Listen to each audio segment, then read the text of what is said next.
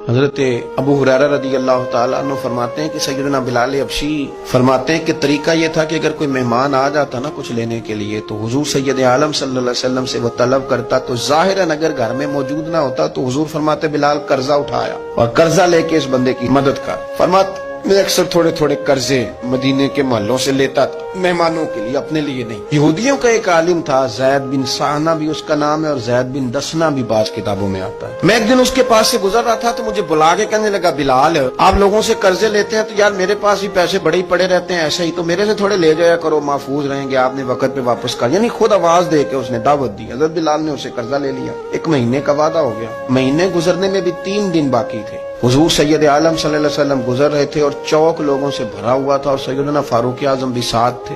اس نے بھرے بازار میں کھڑا کر لیا اور حضور کو کھڑا کر کے کہنے لگا، یعنی ایک تو ہے نا کہ بندہ کہتا ہے میں وزیر اعظم ہوں، اور ایک وہ ہے جو کہتا ہے میں صدر ہوں، اور ایک وہ ہے کہ جو اشارہ کریں تو فرشتے تیار بیٹھے ہیں حاضر ہونے کو، کائنات کا سارا نظام بدل جائے، طاقتوں کا یہ حال ہے۔ تو حضور کے سامنے کھڑے ہو کے کہنے لگا میرے پیسے۔ حضور نے فرمایا بلال کیا معاہدہ ہے ہمارا؟ حضور ابھی تو 3 دن رہتے ہیں۔ تو نبی پاک نے فرمایا ابھی تو 3 دن رہتے ہیں، معاذ اللہ ثم معاذ اللہ، نقل کفر کفر نہ باشد۔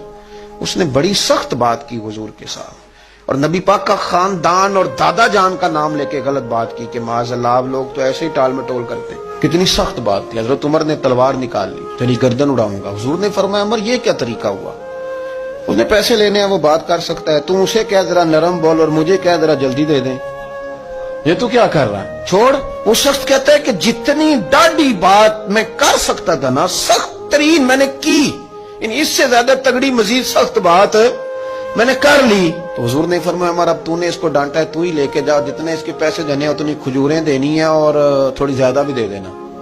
حضور زیادہ کیوں؟ حضرت عمر کو تو غصہ تھا نا، زیادہ کیوں؟ اور میں زیادہ اس لیے کہ تم نے ڈانٹا جو ہے، تھوڑی زیادہ بھی دینا۔ حضرت عمر کہتے ہیں میں نے دی اور میرا رویہ بڑا سخت تھا، پابند تو میں حضور کے حکم کا تھا، دے میں رہا تھا، دے ذرا غصے سے رہا تھا، اٹھا اور چل۔ اور پھر میں نے زیادہ بھی دی، میں نے کہا ہو گئی نا پوری، نکل جا میری آنکھوں سے دور ہو جا۔ تو کہتے ہیں وہ اٹھ کے میرے قریب آ گیا، کہنے لگا عمر مجھے پہچانا ہے؟ میں نے کہا تو کون ہے؟ کہنے لگا میں زید ہوں، میرے سے زیادہ شاید تورات اہل یہود میں سے کسی کو نہ آتی ہو۔ تو حضرت عمر کہنے لگے مجھے کیا لینا دینا اس بات سے، تو جا۔ تو کہتے ہیں اس کی آنکھوں میں آنسو بھرا ہے، کہنے لگا میں بڑی دیر سے متلاشی ہوں، تیری تلاش میں پھرا میں جنگل پہاڑ اور دشت میں، کہنے لگا میں بڑی دیر سے ڈھونڈ رہا ہوں، میری تڑپ دیکھ، میں نے تورات میں آخری نبی کی جو نشانیاں پڑھی تھیں وہ ساری میں نے رسول پاک میں دیکھ لی۔ ایک علامت میں نے یہ پڑھی تھی کہ جتنی کوئی جہالت کرے گا نا نبی پاک کا علم اتنا ہی بڑھتا چلا جائے گا، اتنا ہی بڑھتا چلا جائے گا۔ میں چونکہ پڑھا لکھا تھا، میری مجبوری سمجھ، میں نے جو پڑھا تھا وہ پرکھ کے کلمہ پڑھنا تھا، یار میں بڑی تکلیف میں ہوں تو میری درد کو سمجھ۔ حضرت عمر کہنے لگے، پھر کہنے لگا جتنی جہالت میں کر سکتا تھا نا اس سے زیادہ ہو نہیں سکتی، میں نے کر دی ہے۔ کہنے لگا عمر اب میں بڑا راضی ہوں، میں بڑا راضی ہوں، میں بڑا راضی ہوں۔ کس بات پہ؟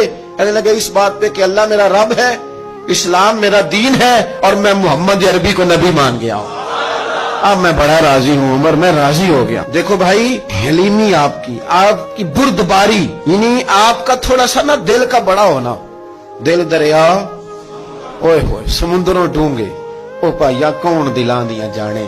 یہ کمال اگر آپ کی زندگی میں ہے، یہ حوصلہ اگر آپ کے پاس ہے تو پھر زندگی کا سفر بڑا آسان ہے۔